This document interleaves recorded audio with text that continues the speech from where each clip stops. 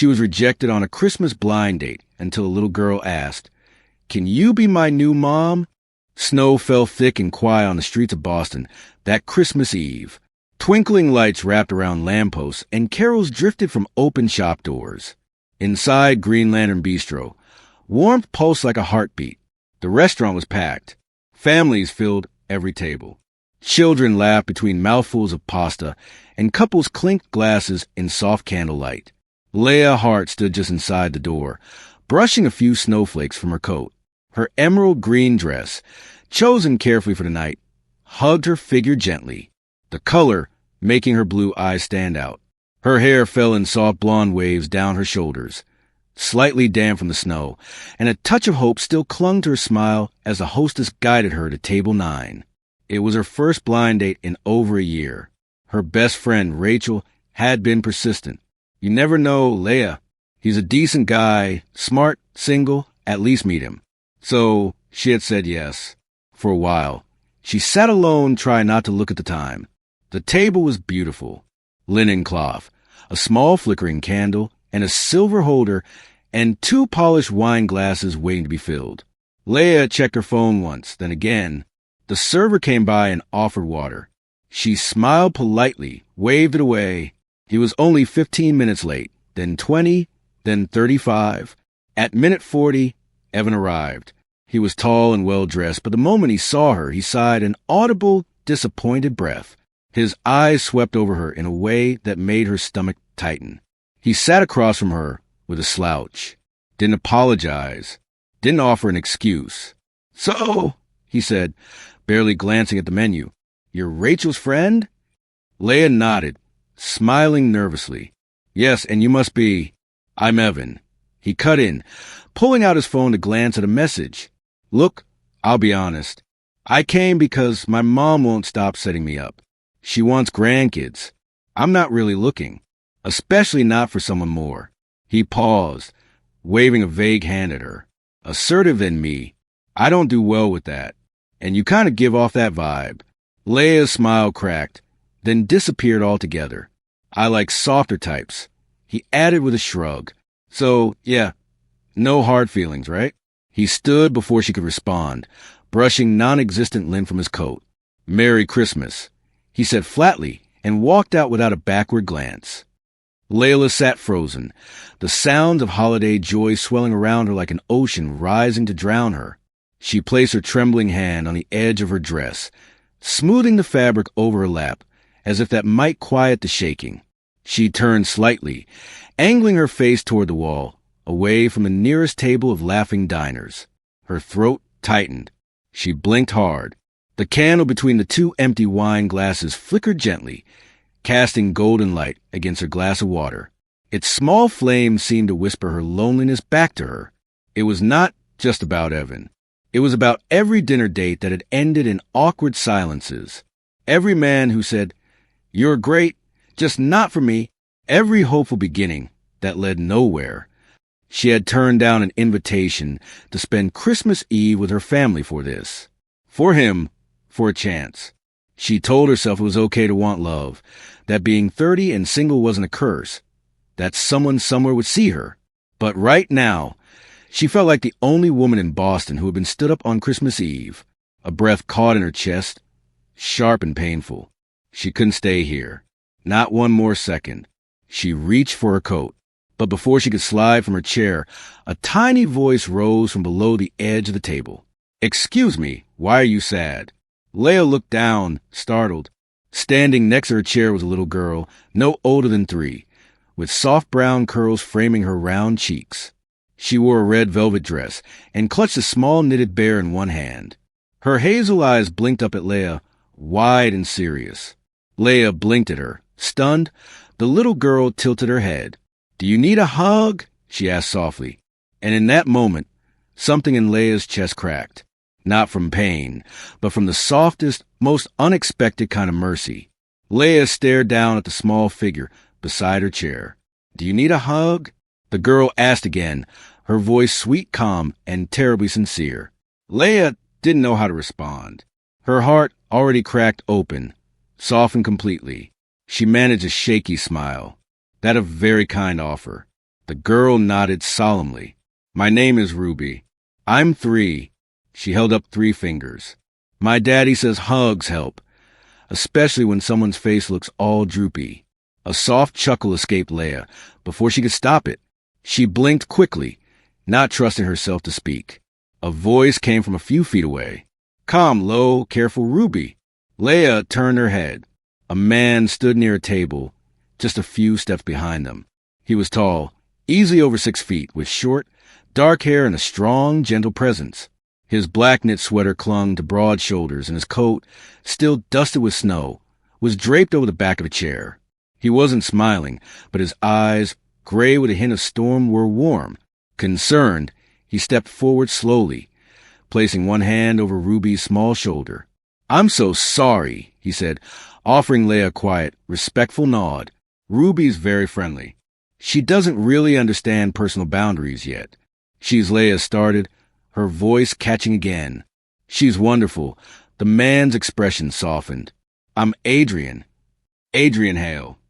Laya hesitated, then nodded. Lila. Adrian looked at her for a moment, as if taking in the red around her eyes, the candle still flickering between the untouched wine glasses and the slight tremble in her hands. Without a word, he reached into his coat pocket, pulled out a small pack of tissues, and set one gently on the table in front of her. He didn't touch her, didn't crowd her, just placed it there and stepped back. A kindness, so simple it made her throat tighten all over again. Then he crouched beside Ruby, getting eye level with her. Sweetheart, he said gently, sometimes grown-ups feel sad, and that's okay.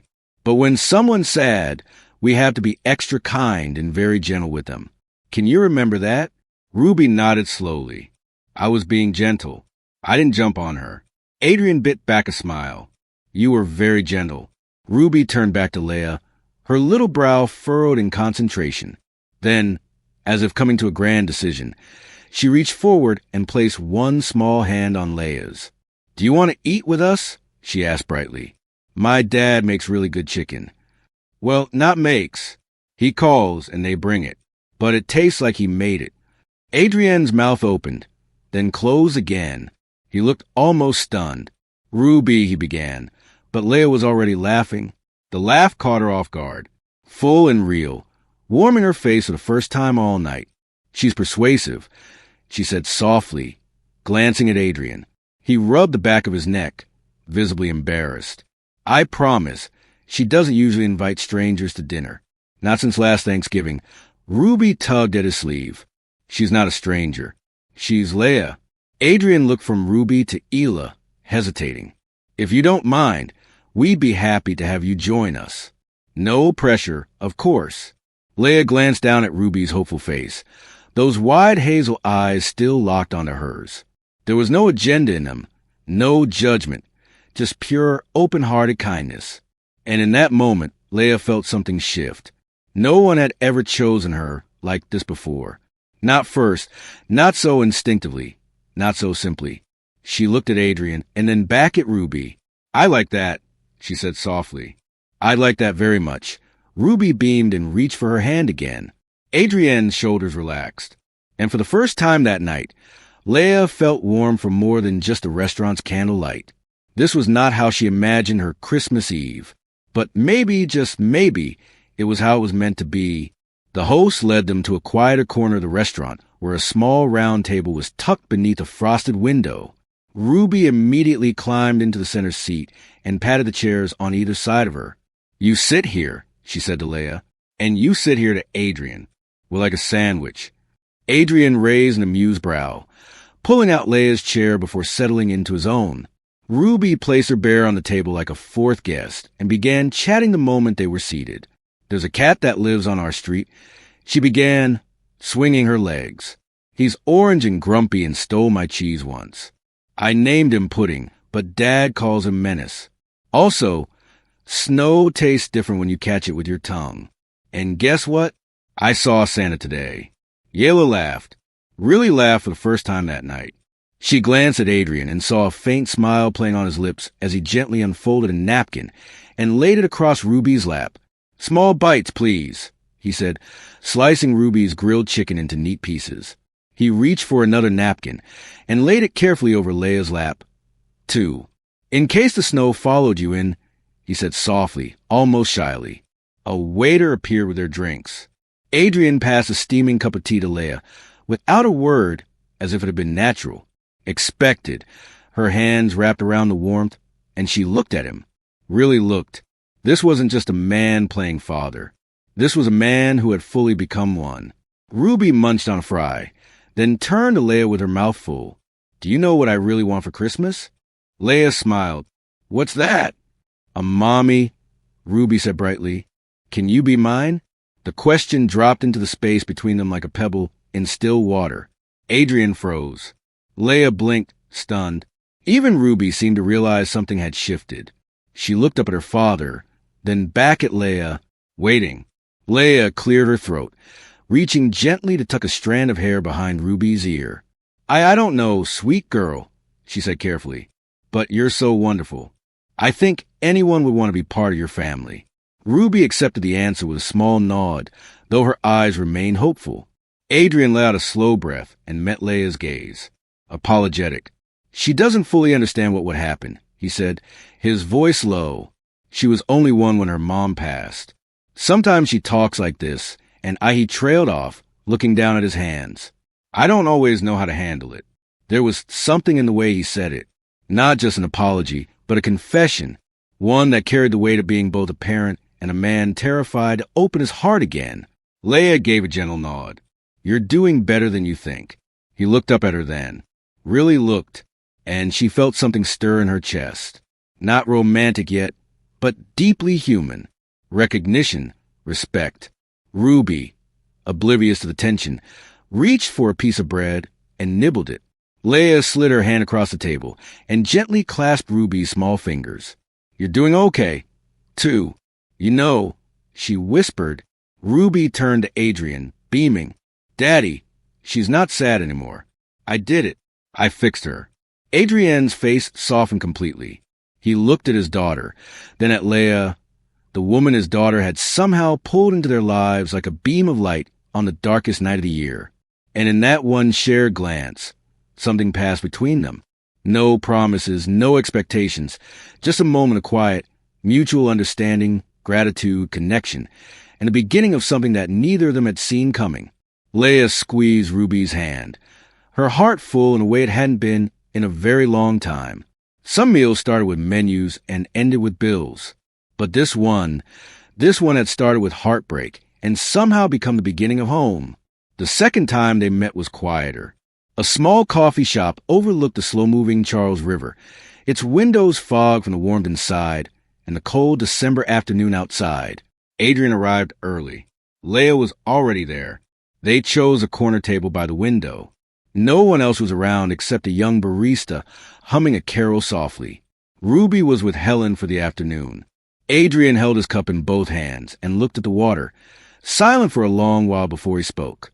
Her name was Lena, he began, voice low. We met in college. She was wild and brave and always late.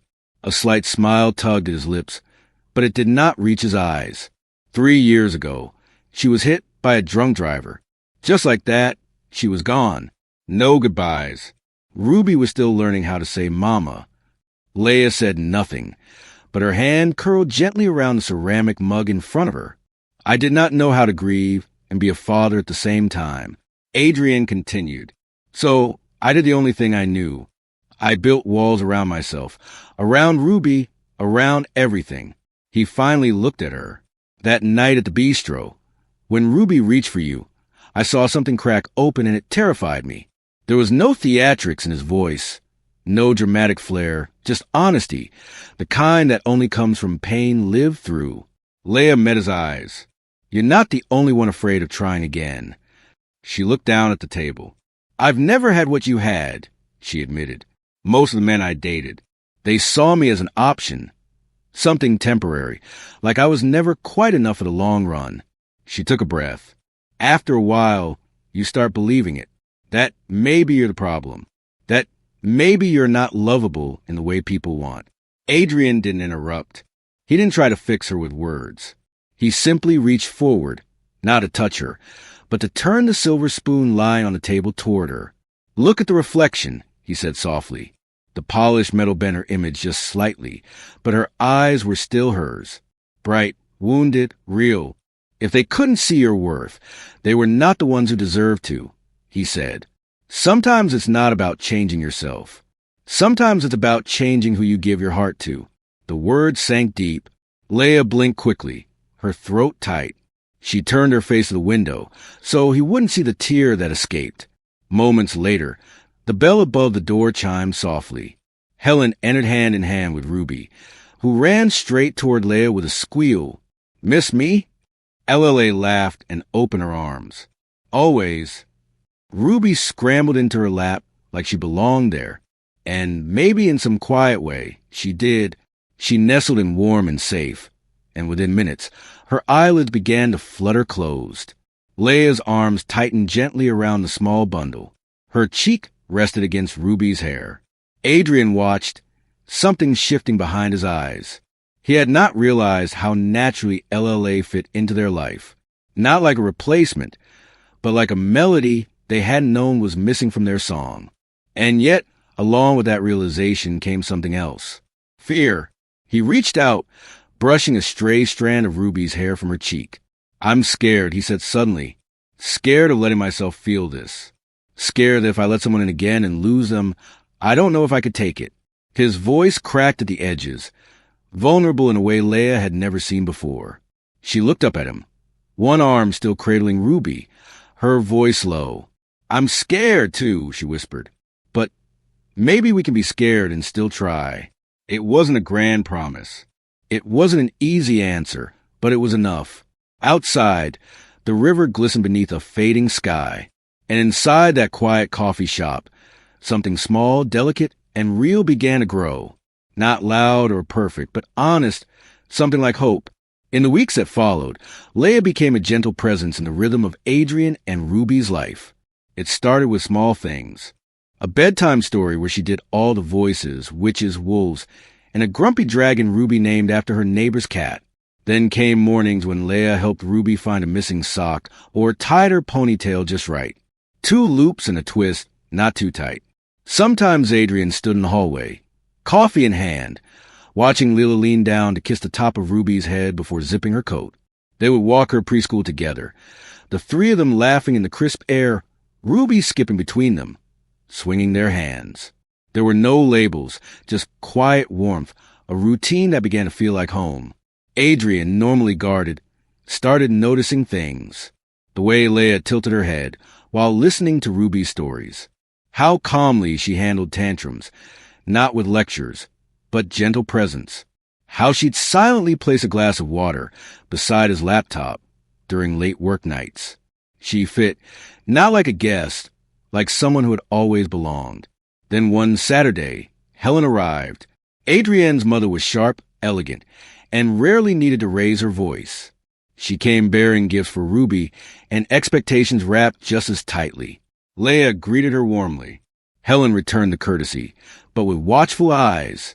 At first, she stayed reserved, watching as Laya helped Ruby with a puzzle. But as the visit unfolded, her scrutiny softened. She noticed the quiet gestures. Laya wiping chocolate from Ruby's chin, reminding her to say, "Please." And most telling of all, the way Ruby reached for Laya's hand without thinking. Later in the kitchen, while Laya refilled a juice glass, Helen turned to Adrian. "She's gentle," she said softly. Ruby responds to that. Adrian only nodded. Helen looked toward the kitchen, then added, "Just make sure fear doesn't keep you from seeing what's already growing." It was at preschool that things shifted again. Adrian picked up Ruby one afternoon. Her teacher, Miss Carr, smiled as she handed him a crayon drawing of stick figures. "This is Ruby's family," she said.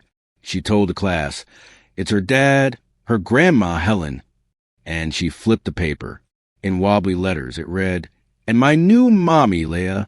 Adrian stood frozen. LLA hadn't asked for that. She hadn't even been there. And yet, she was the name Ruby chose. When Laya heard about the drawing later, she didn't speak. Her lips trembled. Her eyes shimmered. She rarely cried. But this gentle undoing was too much to hold. That night, she stood by her bedroom window, watching snow fall like it had that first night. She realized she was in deep, not just with Ruby, with Adrian, too, and that scared her more than she could admit. She began pulling back just a little. She declined dinners, shortened visits, answered texts slower. Adrian noticed. He didn't press, but he felt the shift. One evening after Ruby had fallen asleep, he found Laya folding laundry at the dining table. She looked up surprised. "You're drifting," he said gently. "I don't want to assume, but I need to ask. Is it because of me?" Laya's hand stilled on a tiny sweater. "I think I'm falling for this life," she said. "For her, for you, and I'm terrified I'm not enough." Adrian walked over slow and steady. "You don't have to be perfect," he said quietly. "You just have to be real." She looked up at him, and for the first time, neither of them looked away. There were two people standing in the middle of something unexpected, something fragile, maybe, but honest, the kind of real you could build a home around. The holiday fundraiser was held at the historic Belmont Estate, a grand, glittering affair hosted by friends of Adrienne's late wife. It was a sea of polished shoes, champagne flutes, and polite smiles. Laya stood beside Adrian in a navy blue dress, her hair curled gently over her shoulders. Ruby twirled nearby in a sparkly gold dress, her cheeks flushed with excitement. Everything was going fine until it wasn't. Ruby ran up to a small group of adults laughing and proudly declared, "That's my mommy," pointing to Laya without hesitation. The words innocent and bright sliced through the air like glass. The women in the group smiled politely, some exchanging glances. One of them whispered something under her breath. Adrian caught the name Lena. He froze. Before Laya could react, Adrian reached for her arm and gently but firmly pulled her aside, guiding her down a quiet hallway away from the chandeliers and murmurs. His voice was low, but trembling. "I am sorry. I did not expect that." Laya blinked, unsure where this was going. "She's just a child," she said softly. "I know," he said, running a hand through his hair. "But these people, they were Lena's friends." And hearing Ruby say that, I panicked. Laya's eyes searched his. "Are you ashamed of me?" "No," he said quickly. "It is not you. It is the idea of Ruby thinking you're a replacement, like I am erasing Lena. I am not ready for her to think that." The words landed heavy. Laya swallowed. "Then maybe I am the only one who is building something." She turned, walked back to the party alone, her step steady, but her heart cracked in two. Adrian did not follow. That night, Laya sat by her window, watching snow tap gently against the glass. She placed her hand on her chest where it ached, not because of the rejection, but because she finally understood she had let herself be chosen, and it hurt to feel unchosen again. The next morning, a soft knock came at her door. She opened it to find no one, only a small envelope taped gently to the handle. Inside was a folded card, the front decorated with crayon hearts and stick figures. In uneven letters, it read, "I want you to be my mommy. Not the old one, a new one. Love, Ruby." Tears blurred her vision. Inside the envelope was something else, her left glove, the one she had lost at the fundraiser, now returned, neatly folded. She held it close to her chest. She was not crying because she was hurt. She was crying because someone had remembered, because a child had chosen her again. And this time it mattered more than anything. That evening she heard footsteps on the stairs. She opened the door before he could knock. Adrian stood there. No umbrella.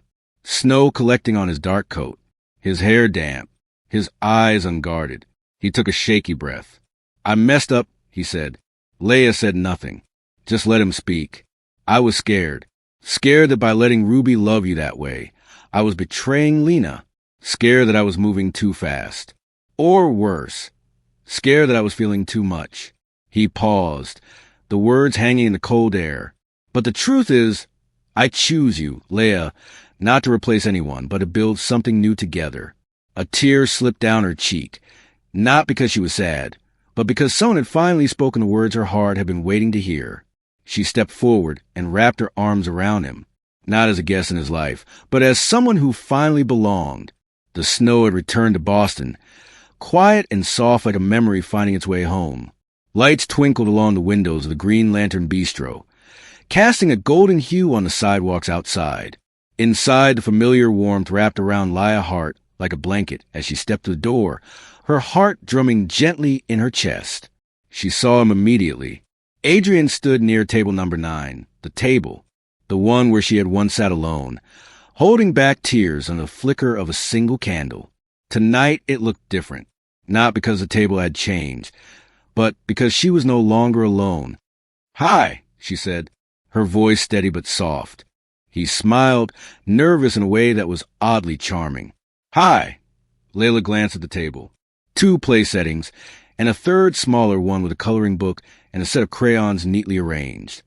Adrian gestured to the chair across from him. "I thought it was time to come full circle." She sat down, brushing a loose curl behind her ear. "You remember the table?" "I remembered the woman who sat here," he said, "and how she chose to stay even when the night could have broken her." The waiter brought hot cider for both of them and a bowl of macaroni for the little girl who would soon be joining them. Adrian took a slow breath. "I didn't bring a ring." Laya blinked, slightly taken aback. "Because I'm not asking for a proposal," he continued. "I'm asking for something more than that." She held his gaze. "Laya, will you become our family? Not as a replacement, not as someone fill a gap, but as the woman who makes our lives more full, more real, more home." Her hand trembled slightly as she brought it to her mouth. Adrian leaned in, his voice lower.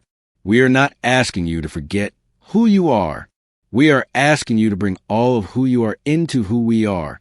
A small burst of energy arrived just then, red velvet dress swishing, as Ruby ran from the front entrance and straight to Ela. She wrapped her arms tightly around Ela's legs. "Miss Ela," Ruby whispered, tilting her head back to look up with big, pleading eyes. "Do you want to be my new mommy now?" Ella bent down slowly, her eyes already brimming. "I've been waiting for you to ask," she whispered. And then she nodded. Yes. Yes to the little girl who chose her twice. Yes to the man who had the courage to open his heart again.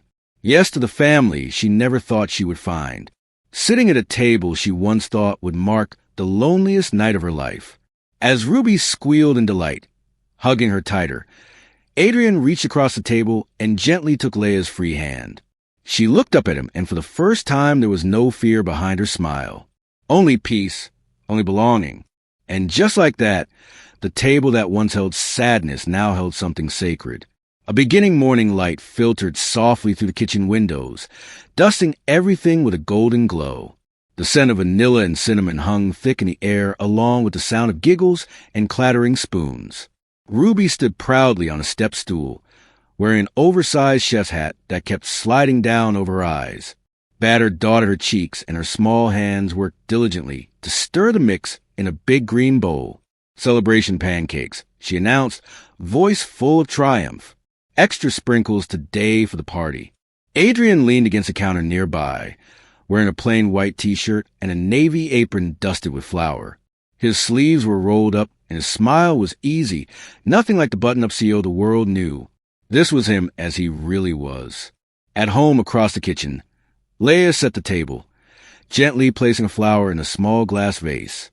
Her movements were peaceful, natural, like someone who had belonged there all along. As Ruby began pouring batter, most of it missing the pan, Helen Hale entered the room. Her heels clicked against the tile as she took in the chaos. Flour on the floor, syrup already spilled, Ruby humming a holiday song, slightly off-key. Laya turned and straightened slightly, unsure how to read the older woman's expression. But Helen smiled. She walked toward Laya, placed a hand gently on her shoulder, and said in a calm, steady voice, "Welcome to the family, dear." Laya's eyes watered. It was not a grand gesture, not a speech, but it was all she had needed. Recognition, acceptance, a door opening instead of closing. They all gathered around a table as Ruby climbed onto her booster seat. A tower of slightly lopsided pancakes sat at the center, crowned with a generous handful of whipped cream and a lopsided strawberry. Ruby picked up her tiny glass of milk, stood precariously on her chair, and raised it high. "I want to make a toast," she declared seriously. Everyone stilled. Ruby cleared her throat dramatically. To my new family and to Mommy Laya. Adrienne's breath caught. Laya blinked rapidly, her hands slowly rising to cover her heart. Helen raised her coffee mug with a small nod, and even the usually composed Adrian found himself wiping at his eye. Ruby beamed, then sat down and began devouring her pancakes with all the grace of a storm. Laya watched her watch them and felt something inside her shift. She thought back to that cold Christmas night, not so long ago. The table, the rejection, the silence, the overwhelming feeling that perhaps love had forgotten her entirely. But it had not. It had simply taken a detour. She had not been abandoned. She had been led to a curious little girl with a red velvet dress and a heart wide enough to welcome a stranger. Led to a man who chose to love, not because he had to, but because he saw her. Laya reached out gently, tucking Ruby's hair behind her ear, then looked across the table at Adrian, who gave her a look that said everything without a word. This was not a perfect family. It was their family, not born of blood, but of courage, of choosing, of daring to open the door again. And sometimes, just sometimes, the one who chooses you is a 3-year-old in a frosting-covered apron, holding your whole future in her sticky little hands. The camera of life zoomed out slowly as laughter filled the kitchen, and snow began to fall once again outside the window. This time, it did not feel cold. It felt like home.